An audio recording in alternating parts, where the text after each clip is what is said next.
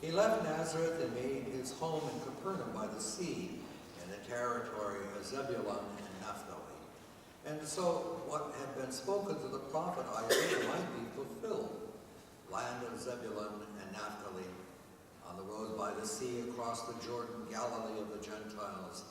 The people who sat in darkness have seen a great light. And for those who sat in the region in the shadow of death, light has gone. From that time, Jesus began to proclaim, repent, for the kingdom of heaven has come near. And as he walked by the Sea of Galilee, he saw two brothers, Simon, who was called Peter, and Andrew his brother, casting a net into the sea, for they were fishermen. And he said to them, follow me, and I will make you fish for people. Immediately they left their nets and followed him.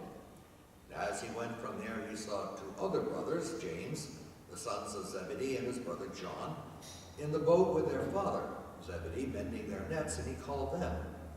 Immediately they left the boat and their father and followed him. Jesus went throughout Galilee, teaching in the synagogues and proclaiming the good news of the kingdom and curing every disease and every sickness among the people. The gospel of the Lord. Praise to you, O Christ.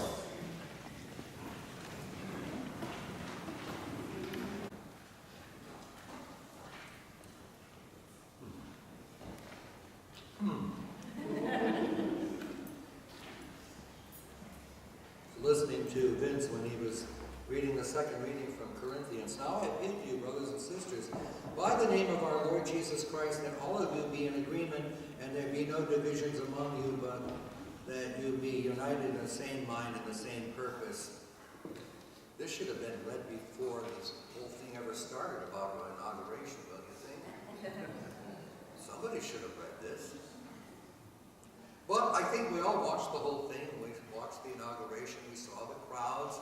And then we saw yesterday the crowds of women throughout big cities, Washington, D.C., New York, Chicago, L.A. And by the way, gentlemen, did you notice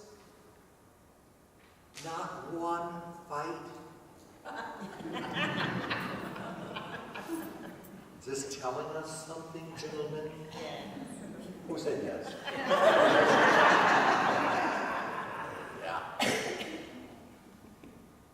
We've been so caught up in politics that it's very difficult to extract ourselves from the whole thing. And pro or con, whether you're Democrat, Republican, whether you're what, I don't know what to say about this because I've been in it so long and so have you. But it is a reality, and now we have to move on. We're not quite sure where we're going because it would seem that extremes on both sides, both liberal and both conservative, are pulling and tugging, and somehow most of us are left in the middle somewhere. And we begin to say ourselves, you know, well, who do you believe and where do you go on all of this? And in the midst of all of this is the problem of identifying ourselves either as a member of one party or the other, or are we centrists who sometimes reside in the middle of all of this? And if so, then what are we? Okay, independent? The choices are many. But in the middle of all of this comes a gospel like this morning. And it is so interesting when you look at it. In Bible class this past Wednesday, we were looking at this text. And my good friend Marty made a comment.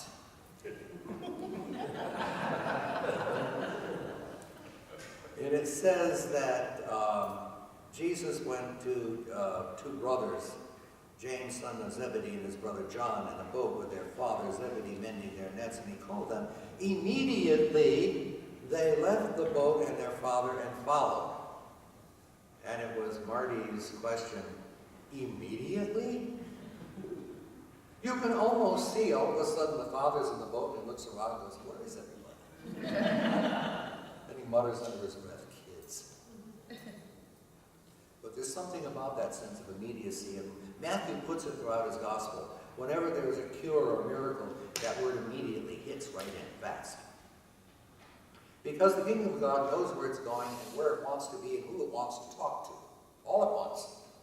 And so we are left, you see, in apprehension of what's going to happen in the following months and the year and so on, when political rivals are going to clash, when they have never read or don't want to hear that little passage from 1 Corinthians this morning. It's amazing how all of these people, no matter what party they are, claim to be people of such faith until they get into an argument. Then it all goes out the window, doesn't it? So, where does it leave us? Well, here we go. Follow me and I will make you fish for people. Rather clever, Jesus, isn't he? Come across people who are fishermen, and he uses this kind of tie-in. Follow me and I'll teach you how to fish for people. Now, they did say that they left immediately, as Marty pointed out very nicely to me and made me stop and wonder about all of this. And so the gospel hits us every Sunday, and after you hear it, I don't see any of you leaving your jobs. So it must mean that there's something different about all of this for you and for me. It's easy for me because look where I went. I follow Jesus, yes sir. So you're left holding the bag, so to speak, and you have to say to yourself, what does it mean to go out fishing for people? Now the problem there is nobody likes to be accosted by somebody else's belief. Only once in my life have I been accosted by somebody on the street who asked me if I was saved. I just looked at him, yeah, sure. Have you given your heart to Jesus? And, too bad I didn't have my car. That would have kind of ended it. But the point of the matter is they were vociferous in how they wanted me to accept faith on their terms. So, absolutely, when we get up in the morning and look in the mirror, and for those who still work, those who are retired, no matter what you do, the question still kind of hangs over all our heads, doesn't it? Come and follow me, and I'll teach you how to fish for people. But when you fish, what do you want for those people? And among all of the promises that are given every 4 years when there are elections, when people come up and they say, we're going to do this and we're going to do that. And it doesn't matter who it is, everybody has a plan. And it never seems to work out that well all the time.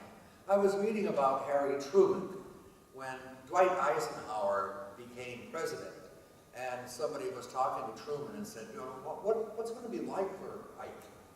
And Truman kind of chuckled and he said, well, Ike was in the military. He was in charge. And he would say, do this and do that. And now he's going to sit behind the president's desk. He's going to sit and say, do this and do that. And he will be shocked when nothing happens. It's a learning curve, isn't it? But I would think that you see, in discovering who we are as baptized Christians, every day is kind of a learning curve, isn't it? Because different situations present themselves on a daily basis. And how we react to those things is how we go fishing for people. And it's not necessarily that we accost people with our own faith, but it's one of those things where kindness predominates, and the idea that the other person, no matter if you know them or not, has some kind of infinite value. And that value is given to them by the creation of them in God's love. And it's sometimes difficult to do, and I understand that. But nevertheless, it is the reality. And it's what the disciples, bumped up against, and they were all kind of thought this was wonderful. We're following Jesus. And until they came to this town, and the town said, "Get lost, we don't want to hear about this." And they rushed back to Jesus and say, "Well, should you rain down fire and brimstone on them?" Gee, that sounds like politics to me. He said, no, stop it. There are other ways to go fishing for people. But to go fishing for people means that you have to get out of the boat of your own pride and your own egotism, your own maybe narcissism, and realize that it's not just you in the world, it is a community. Some of that community is gathered here today and even staying for an annual meeting when we talk about where we want to go this year and the type of things we want to do in order to become fishers of people. But you can't, you see, take it on your own terms in your own boat. You have to be willing to say, I'll get off of this, and there's a larger boat, and it's inviting me to come and sit with other people. And some of them I'll like, and some of them I'll say, oh, okay, I can be civil. But it's a bigger boat, and that's what we're called to be in. And that's why in this whole story, Jesus is calling 4 of the first disciples, and he's saying, come. Not only will I make you fishers of people, but I'm going to show you that the boat you're in now, right now, is not going to suffice to go fishing for people. That larger boat developed into the first 12 disciples. And after the death and resurrection of Jesus, that boat got wider and bigger. It invited more people of all kinds, of all faiths, Jews, Gentiles, broken people, people of faith, rich people, poor people, all kinds of people got into the boat. And that, of course, is what this gospel is saying. Park your boat. Get out of the littleness of your ownness, your own life, where you think you alone are the only one riding the sea. Get in a bigger boat. And with that in mind, our hymn of the day is going to invite you to do exactly that. It is a beautiful small song, and I'm going to ask Rich if you would come to the piano now, and we're going to prepare, and I'd like you to look at hymn number 817.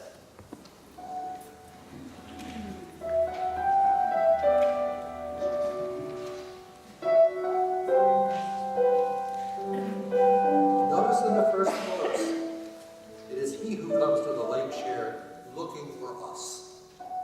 Not for the wise or the wealthy, but only asking for me to follow. And then their wonderful, wonderful refrain, sweet Lord. You have looked into my eyes, kindly smiling, and you've called me out by my name. And so on the sand, I will abandon my small